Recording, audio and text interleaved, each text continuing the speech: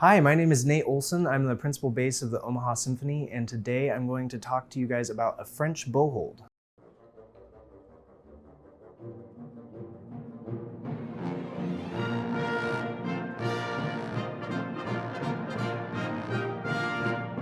So one of the things that all string players kind of face is holding a not super natural feeling instrument as naturally as possible so we don't get injured or just make things as easy as possible. So the way I like to approach holding the French bow is think about my arm being completely relaxed at my side and it's just kind of dangling there, and then I kind of take notice of the shape of my hand and my fingers. So there's kind of like a slight curve to them. And so that's the same type of finger shape that we want to bring when we put the bow into our hand. So then from there, I flip my hand upside down and I take the bow by the screw in the left hand and I'll put it into my right hand like this. And so from here, you kind of want to put it kind of right on the inside of these knuckles or maybe just below, a little closer to the hand. And you'll want your pinky to cover up the frog. A lot of bows will have an eye right here made out of pearl or something. So you'll want your pinky there. I like to keep, there's a few different schools of thought. Some people are a little further up or a little further back than others, but this is what I normally go with. My ring finger covers the silver part of the bow right there. And then the middle finger will just be right next to that. And then the first finger is one of the more important fingers. You want it to kind of be a little further up the bow and make contact kind of in between your two knuckles. And then our thumb, you can kind of see I've got like an indent in my thumb from where I make contact with the bow. I've also got a rubber grip on here. This just makes it a little more comfortable in my hand, but not everybody will have one of those. So you want your thumb to make contact where the frog, the black wood here, meets the rest of the bow. And then there's also a lot of bows will have a leather grip right here. So your thumb will kind of slide in right there. And you want it facing, when the bow's upside down like this, you want your thumb facing to your left.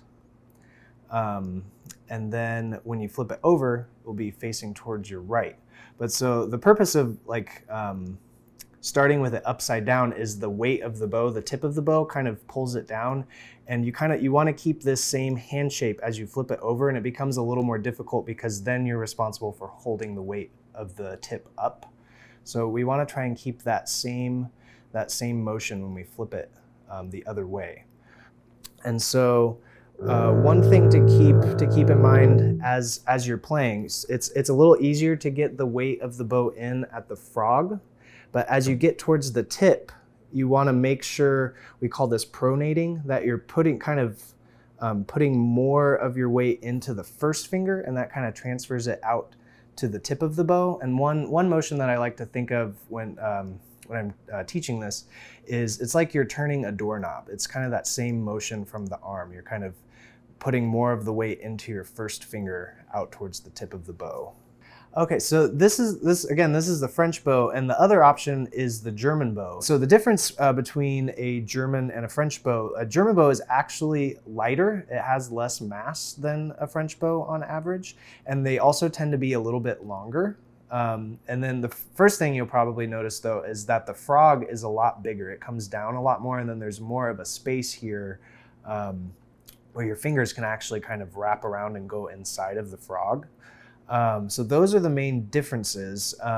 Playing wise, there's some differences too. I mean, you can make both work just as well. There are incredible German bow players, incredible French bow players, but there are kind of some natural tendencies or natural advantages and disadvantages. The German bow, because it has the longer frog and it's further away from the stick, it is a little easier to bounce. It has a more natural bounce to it than the French bow does, which in some ways is helpful when we're playing spiccato, but and spiccato is where we are bouncing the bow on and off the string as we play.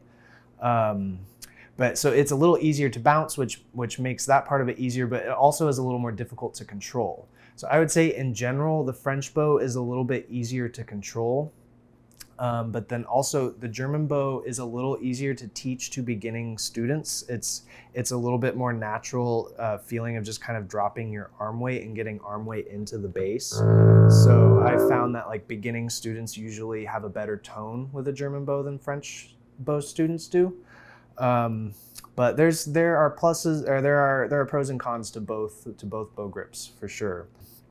So when playing the French bow, so it's really all about getting as much natural arm weight in as possible and getting kind of all of your movements are coming back from your shoulder area. You have some kind of smaller movements that will come from the elbow a little bit, and maybe a little bit of the wrist and a little bit of the fingers, but kind of like if you're playing legato, it's mostly all coming from the shoulder.